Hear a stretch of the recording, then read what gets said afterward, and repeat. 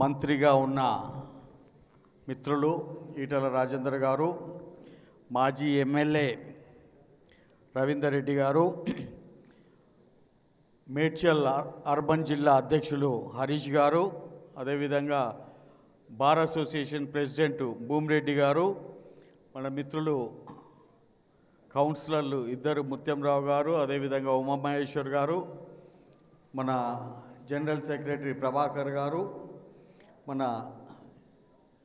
Huzurabad town సహాయక్గా పనిచేస్తున్న Hyderabad corporator మిత్రులు తోకల శ్రీనివాసరెడ్డి గారు, ఇక్కడికి వచ్చిన బూత్ అధ్యక్షులు, ఇంతకుముందు పోటీ చేసిన స్వల్ప ఓట్లతోటి ఓడిపోయిన కౌన్సిలర్లందరూ కూడా, పన్నా ప్రముఖులకందరికీ కూడా, ఇంకా కార్యవర్గ సభ్యులకు అందరికీ కూడా, ఇంకెవరైనా మర్చిపోతున్నానే అందరా అంతేనా? నువ్వు చాలంటే కాదు ఆడు మళ్ళీ వాళ్ళు నా మీదే మొత్తుకుంటారు. మిత్రులకు అందరికీ పేరున అందరికీ నమస్కారాలు తెలియజేసుకుంటాం. ఎందుకంటే నేను మీ వాణ్ణి, మీతో పాటు ఉన్నవాణ్ణి. మీరు ఎట్లయితే హుజురాబాద్ టౌన్లో ఉన్నారో, హుజురాబాద్ టౌన్లో 3 నెలల నుంచి నేను ఇల్లు తీసుకొని ఉన్నా, కిరాయి కడుతున్నా. ఎలక్ట్రిసిటీ బిల్లు కూడా నా పేరు మీద ఉంది, ఇప్పుడు వాటర్ బిల్లు కూడా నా పేరు మీద వచ్చింది. అంటే మీ వాడిని అయినా లేదా? మీతో పాటు వాడిని అయినా లేదా? మీతో పాటు కార్యకర్తగా ఉన్ననా లేదా? ఇవాళ మనందరం కూడా చేయాల్సింది ఏంటంటే, హుజురాబాద్ టౌన్లో నేను కూడా మీతో పాటు ఉన్నా కాబట్టి నాకు అక్కడక్కడ అందరు చెప్తుంటారు, అన్న అన్ని మండలాలు బాగున్నాయి, వీణవంక ముందలున్నది, అదేవిధంగా జమ్మికుంట టౌన్ బాగున్నది, జమ్మికుంట రూరల్ బాగున్నది, ఇక్కడ పోయి చూస్తే కమలాపురం బాగున్నది, హుజురాబాద్ టౌన్ అదేది మండల్ కూడా బాగున్నది. కానీ లాస్ట్కు అందరు 7వ నంబర్ ఏదైతే ఉన్నదో అది హుజురాబాద్ టౌన్ అంటారు. ఒప్పుకుందామా మనం? ఒప్పుకుందామా? ఒప్పుకోరు కదా, ఎవరు కూడా ఒప్పుకోరు కదా. నా ఇజ్జత్ పోతుందయా అమ్మ? నేను టౌన్లో ఉండి, టౌన్లో 3 నెలల నుంచి నేను కాపురం పెట్టి, నేను అందరు కూడా మీ అందరి మధ్యలో ఉండి పని చేసుకుంటూ ఇది చేసుకుంటూ ఉంటే 7వ నంబర్కి వస్తే నాకు సిగ్గిచేటా కదా? హైదరాబాద్కి బరువు మోసుకపోవాలనా? పాలమూరు వాళ్ళు ఏమంటారు నన్ను? అన్న పెద్ద పోయినావు, నీ వాడికి ఇన్ఛార్జ్గా పోయినావు, నీ ఉన్న ప్లేస్ని 7వ ప్లేస్ అన్నా అని అంటారు. అందుకే నేను ఇవాళ చెప్పిన మా ఈటలన్నకు, అన్నా అందరికంటే ముందు మేముంటాం, అందరికంటే ముందు మేముంటాము. హుజురాబాద్ టౌన్ ఏదైతే ఉందో అందరికంటే మెజార్టీ ఇస్తామని చెప్పి తెలియజేస్తాం. ఇవాళ మీ అందరిని చూసిన తర్వాత నాకు నిజంగా కూడా బలం వచ్చింది. ఎన్ని ఓట్లు ఉన్నవా? 26,400 ఓట్లంట. ఓటర్లు ఎంతమంది మొత్తం కలిపితే? 24,030 వార్డులు. అవునా? 30 వార్డులు. 30 వార్డులలో మొత్తం చూసుకుంటే వార్డుకు కూడా 1000 ఓట్లు లేవు. అంతే కదా? మన అందరం ఒకసారి దుంకుతే, దాని మీద రుద్దుతే, చేస్తే ఎవడన్నా ఈ లంచకొండిదనాలు, ఈ పైసలు ఇచ్చి మంది ఇచ్చి అవి చేస్తా ఇవి చేస్తా అని చెప్పి వచ్చినోడు మన ముందర ఆగుతాడా? మనం కరుడు గట్టిన కార్యకర్తలమా కాదా? మన అందరం పనిచేసే కార్యకర్తలమా కాదా? ఇవాళ జై శ్రీరామ్ అంటే అందరం ఒక తాటి మీద నిలబడే మనుషులమా కాదా? కాబట్టి మీ అందరు నేను చెప్తున్నా, మనకు ఇగో హరీశ్వర్ రెడ్డి సామాన్యుడు కాదు, అర్థమైందా? అర్బన్ అధ్యక్షుడు. ఎన్ని గెలుచుకున్నా కార్పొరేషన్లు? కార్పొరేటర్లు హైదరాబాద్ కార్పొరేషన్లే గెలుచుకొచ్చినోడు, అర్థమైందా? ఒక్కొక్క కార్పొరేషన్లు ఎన్ని ఉంటాయి? 80 నుంచి 60,000 ఓట్స్ ఉంటాయి ఒక్కొక్క కార్పొరేషన్లో. అట్లా ఆయనకు 40 ఏంది 40 డివిజన్లకి అధ్యక్షుడు ఆయన. ఇవాళ ఆయన వచ్చిండు. మన కార్పొరేటరు శ్రీనివాసరెడ్డి మీ మధ్యలో ఉన్నాడు, అందరికంటే మొదలు టీఆర్ఎస్ పార్టీను ఛాలెంజ్ చేసిండు ఎలక్షన్ల ముందు. ఎలక్షన్లు అయిన తర్వాత కాదు, ఎలక్షన్ డిక్లేర్ అయినా కాదు, కార్పొరేషన్ ఎలక్షన్ల ముందు మొట్టమొదటి మనిషి ఎవరైతే ఉన్నారో టీఆర్ఎస్ పార్టీని ఈ కాలు నొప్పి ఉందా, ఈ ఎడమకాలతో గీటదా నేను తన్ని డైరెక్ట్గా వచ్చి నేను మళ్ళా గెలుస్తా అని చెప్పి భారతీయ జనతా పార్టీకి వెళ్ళి నిలబడి గెలిచిన మొనగాడు ఇవాళ. ఇటువంటి వాళ్ళు మీరందరూ ఎవరైతే ఉన్నారో మీ ఎంబడి ఉన్నారు, వీళ్ళిద్దరే. కానీ వీళ్ళు ఎంబడి ఎంతమంది ఉన్నారు, రేపు పొద్దున్న దిగుతారు. ఒక్కొక్కరు వందల కొద్ది మనుషులను వీళ్ళ కార్పొరేషన్లకు వెళ్ళి దింపుతారు. ప్రతి ఓటర్కి ఒక మనిషిని పెడతారు, ప్రతి ఒక్కరి దగ్గర కూడా పని చేస్తారు. వాళ్ళందరి దగ్గరికి పోయి అందరు కూడా చెప్తారు. ఎందుకంటే మనం చేస్తున్నది ధర్మ పోరాటం చేస్తున్నాం. అవునా కదా? నిన్న పొద్దున ఒక ఆయన నా దగ్గరికి వచ్చి ఒక పాట పాడుతుండు. రాజువయ్యా మహారాజువయ్యా అని పాడిండు. రాజువయ్యా మహారాజువయ్యా అంటే నేనన్న ఎవరా మా రాజు అంటే మా ఈటలన్న రాజు అన్న అంటు. మళ్ళా ఆ మనిషి పాట పాడుకుంటే ఏమంటుడు, పాపివయ్యా మహాపాపివయ్యా అంటుడు.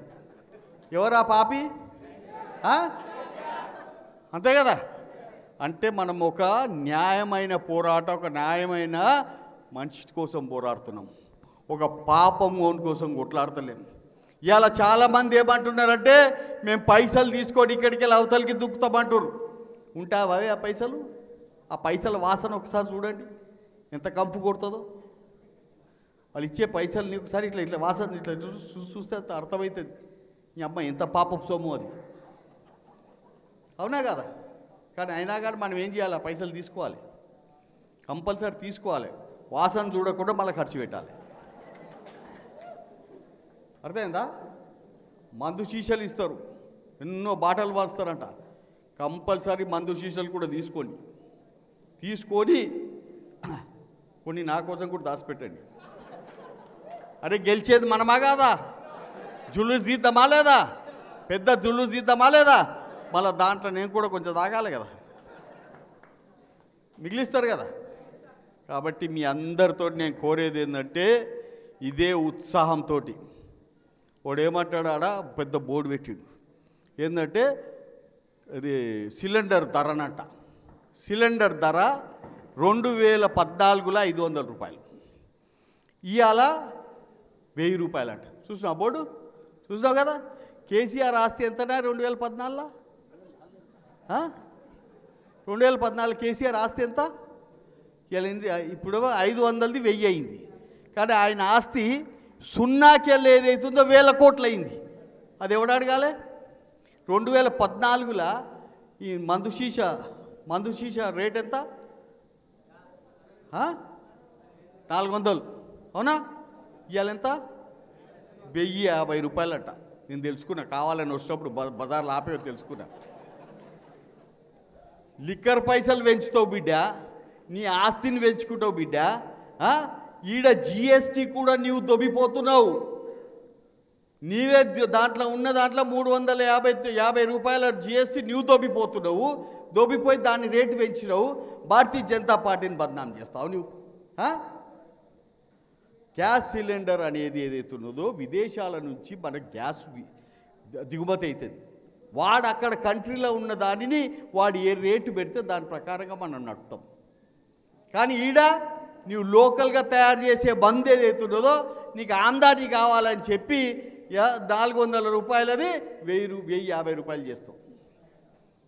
మళ్ళీ నీకు నిజంగా కూడా ప్రజల మీద ఉంటే అదేదైతే ఉందో నువ్వు సంపాదించిన ఆస్తి మాకు పంచు. ఇలా అందరినీ మభ్యపెట్టిండు. దళిత సోదరులు వస్తున్నారు అందరూ, అన్నా నాకు అకౌంట్ ఓపెన్ అయింది అంటుండు. Very good. అన్నా నా దాంట్లో పైసలు పడ్డాయి అంటుండు. Very good. మరి తీసుకోపోరా తమ్మి అంటే హోల్డ్ పెట్టిండు అన్న అంట. ఏమే ఒక మంచి అమ్మాయి ఉంది, మంచి అమ్మాయి. ఆమెతోటి మనకు పెళ్ళి చేసుకుంటే లాభమా, లేక ఖాళీ ఇట్లా చూసుకుంటే లాభమా? చెప్పు, నాకు చెప్పు. ఏం చేద్దాం దాన్ని? ఏమన్నా లాభమా మనకు? మళ్ళీ పెళ్ళి చేసుకొని కాపురం చేసుకుంటే ఇది చేసుకుంటే మనకు లాభం. ఆ దాంట్లో ఉన్న పైసలు, బ్యాంక్లో ఉన్న పైసలు మన చేతికి వచ్చి మనం ఏదైనా ఖర్చు పెట్టుకుంటే, మనం ఏదైనా కొనుక్కుంటే దానికి వాల్యూ. అంతేగాని హోల్డ్, అరే నీ అమ్మ ఇదేం హోల్డ్ రా భయ్, నాకు అర్థం కాలేదు. అంటే ఎవరిని హౌలగాని చేస్తున్నావు నువ్వు ఇవాళ? ఎవరిని ఇవాళ? చిన్న పిల్లగాడిని కూడా అన్న దళిత బంధు తీస్తే ఆ మొక్క వాడేపిస్తాడు అన్న అంటాడు.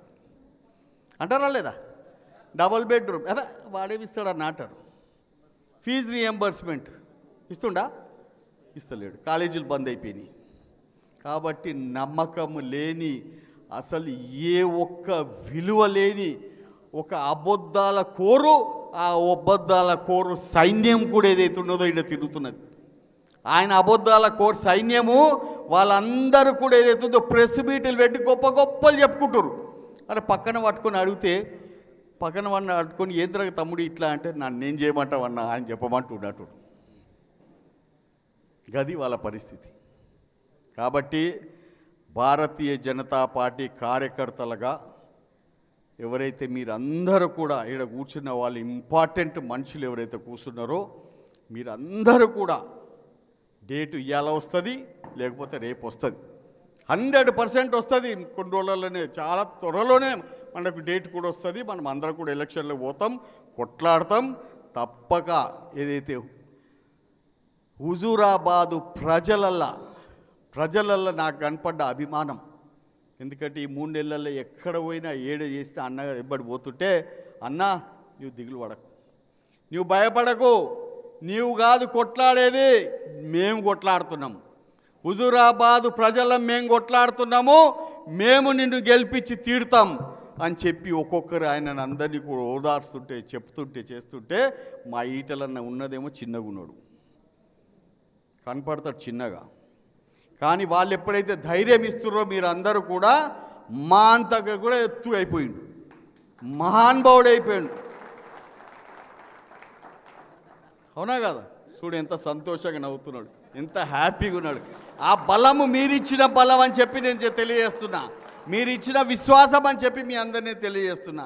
కాబట్టి ఇవాళ మనం అందరం కూడా 24,600 ఓటర్లను అందరినీ కూడా కలిసి 34 బూతులు కదా, 36 బూతులలో కూడా మనం అందరం కూడా గట్టిగా పనిచేసి శక్తి కేంద్రం ఇన్ఛార్జీలు, సారీ ఇంతకుముందుకి శక్తి కేంద్రం ఇన్ఛార్జీల పేరు మర్చిపోయినా, ఉన్నారా శక్తి కేంద్రం ఇన్ఛార్జీలు? సారీ తమ్ముడు, చూడు నేను అడిగినా, నేను ఎవరన్నా మర్చిపోయినా అని అడిగితే అందరి పేర్లు చెప్పినా అన్నాడు. శక్తి కేంద్రం ఇన్ఛార్జీలకు అందరికీ పేరున మీ అందరికీ నేను కోరేది ఏంటంటే, నేను ఉంటున్న హుజూరాబాద్లో, నేను ఉంటున్న టౌన్లో నంబర్ 1 పొజిషన్లో మనం ఉందామని చెప్పి తెలియజేస్తూ ఈ అవకాశం ఇచ్చినందుకు మీ అందరికీ ధన్యవాదాలు. భారత్ మాతాకి, భారత్ మాతాకి. చేతులు ఉన్న వాళ్ళు మాత్రమే ఎత్తండి, చేతులు లేని వాళ్ళు ఎత్తొద్దు ప్లీజ్. భారత్ మాతాకి, భారత్ మాతాకి. మన అందరికీ ధన్యవాదాలు.